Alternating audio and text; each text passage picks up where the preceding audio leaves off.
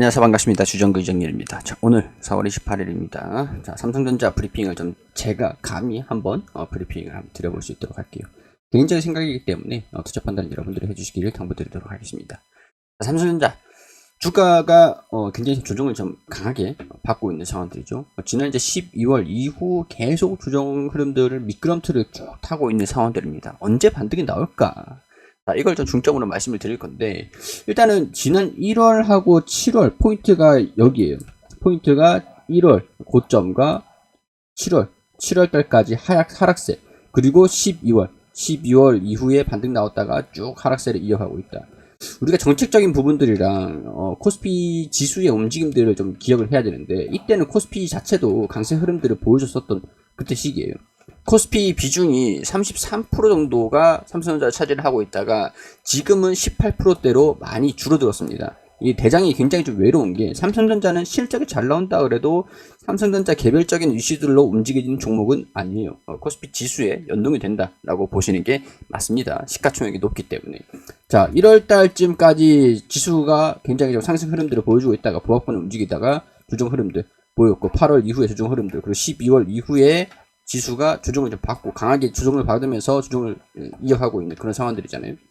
자, 삼성전자 기업들 보면은 누구나 나쁜 상황들은 아니다라는 것들은 알고 계실 거예요. 근데 시장에 대한 부분들이 시총에 대한 차지하는 비중이 좀 높다 보니까 시장에 대한 영향들, 지수에 대한 움직임들 영향을 받을 수밖에 없는 상황들이고, 자, 그리고 시장이 어떻게 움직일까? 저는 솔직히 말씀드리면은 7월 달까지 시장은 별 볼 일 없을 거라고 봅니다. 7월 달까지. 왜 7월 달이냐? 이거는 우리 그 정책적인 부분들을 좀 알아야 됩니다. 긴축에 대한 부분들, 우리 유동성 장세에서 긴축 장세가 접어들면서 코스피 지수가 수정을 계속 받고 있는 상황들이에요. 금리가 올라간다. 제로금리에서 돈을 계속 풀다가 이제 연준에서 금리를 좀 올린다. 돈을 다시 걷어들인다라는 거예요. 시장에 돈이 이제 달러를 걷어들이게 된다. 물론 이제 여러 가지 요인들이 있겠지만은, 이제 경기, 물가 이런 것들이 좀 상승을 했으니까 경기를 적절하게 거품을 좀 꺼트리려고, 그렇다고 꺼트리기 위한 것들인데, 실질적으로 경기가 좋아서 그러는 건 아니고, 물가가 너무 상승했기 때문에 계속 이제 금리를 올릴 수밖에 없는, 물가를 조절하기 위해서 경기가 과열 양상을 보여서 금리가 인상시킨다가 아니라, 물가가 올라가기 때문에 이런 부분에서 적절하게 조절을 하기 위해서 금리를 인상시킬 수밖에 없다. 이게 문제인 거예요. 경기가 좋아서 금리를 인상시킨다? 무섭지가 않거든요. 근데 경기는 안 좋은데 물가 때문에 억지로 금리를 올린다. 물가를 관리하기 위해서다. 이게 지금 굉장히 시장에서 우려를 하고 있는 겁니다. 경기에 대한 우려감들이 반영이 되고 있는 상황들이죠. 이게 언제 끝날 것이냐? 7월이 피크라고 봐요, 저는. 정점 논란이 좀 있는, 정점 얘기가 좀 있는 상황들인데, 5월, 6월, 7월 금리 0.5%씩 든다. 이자 쇼크로 온다. 이렇게 되면은 달러 기업들 사업하는 이제 법인들, 기업들, 가계 대출 높으신 분들 같은 경우에 이자 부담이 높아질 수밖에 없는 상황들이 올 겁니다. 긴축에 대한 공포들이 반영이 될 거예요. 자, 그렇게 되면은 여기 내용들을 한번 볼게요. 자, 5월부터 금리를 0.5% 대폭 인상한다고 밝혔다. 자, 5월부터 빅스텝을 시사를 하고 있다. 자, 여기서 내용들을 보면은 미국 연준이 금리 선물을 5월에는 50바벨포인트 금리 인상 확률이 99%다. 25바벨포인트도 아니고 통상적으로 0.25%, 0.50%, 여기까지는 뭐 크게 상관은 없어요. 0.25를 올리나 0.50을 올리나. 근데 이게 보통 이제 한 차례를 올린다라고 하면 0.25, 25바벨포인트를 올리는 거거든요.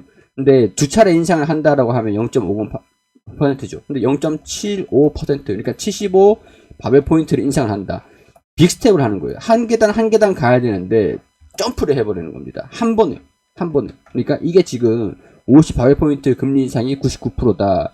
6월, 7월에 75바벨포인트를 올릴 확률이 84%다. 자이언트 스텝, 빅스텝이 한 개당 0.25%를 올리는 것들을 금리 인상 스텝이라고 치면은 0.50%, 그러니까 50바벨포인트가 빅스텝이라고 보거든요. 근데 자이언트 스텝이라고 해서 0.75바벨포인트, 75바벨포인트를 인상시킨다라는 게 99%, 84%다라고 하니까.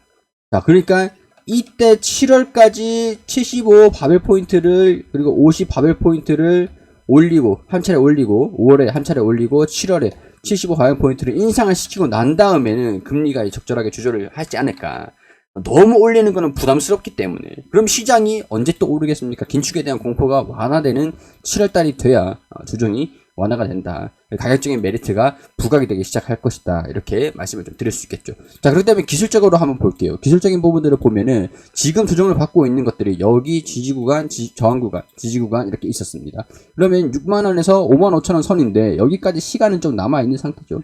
시기적으로 봤을 때 야금야금 하락한다면 5월달 그리고 이렇게 지지를 받고 이런 식으로 움직이는 게 7월달까지. 그러면은 가격적인 부분들이 6만원, 56,000원, 6만원 이 부근에서 분할 매수가 차라리 리스크를 조절할 수 있는 방법이 되지 않겠는가. 그러니까 시기적인 부분들은 7월달이 될 거고 이 가격적인 부분들은 6만원이랑 56,000원 이 부분들이 되지 않겠는가 라는 부분들을 제시를 좀 해드릴 수 있을 것 같습니다.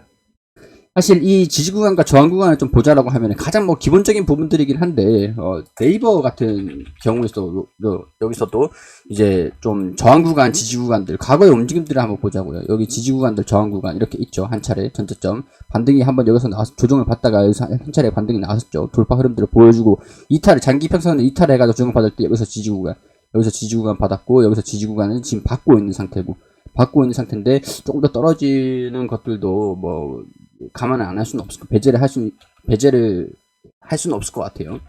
카카오 같은 경우에도 마찬가지죠. 여기서 지지 구간들, 저항 구간들 끌어보면 여기랑 여기 이렇게 되겠죠. 근데 여기서 지지 구간들 반등 나왔었고 지금 8만원대까지 7만원대까지 조정 흐름들 보여줄 건데 대형주들 같은 경우에는 보통 코스피 지수에 대한 영향들을 안 받을 수가 없기 때문에 지금 이제 박스권에서 움직이고 있는 상황들이고 뭐 올라갈 수 있는 모멘텀이 좀 없기 때문에 7월달까지는 여유롭게 조금 기다릴 필요가 있을 것 같다. 삼성전자도 마찬가지죠.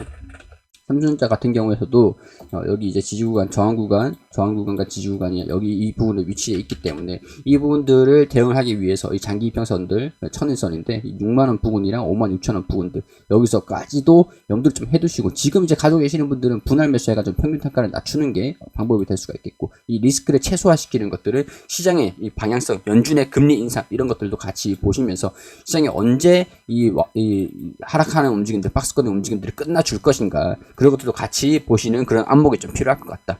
감히 제가 이렇게 정리를 좀 해드릴 수 있을 것 같습니다. 자, 이런 것들은 개인적인 생각이니까 투자에 대한 판단은 여러분들이 해주시기를 당부드리도록 하고 단순히 참고만 해주시면 감사드리겠다는 말씀 드리면서 구독과 좋아요 부탁드리도록 하겠습니다.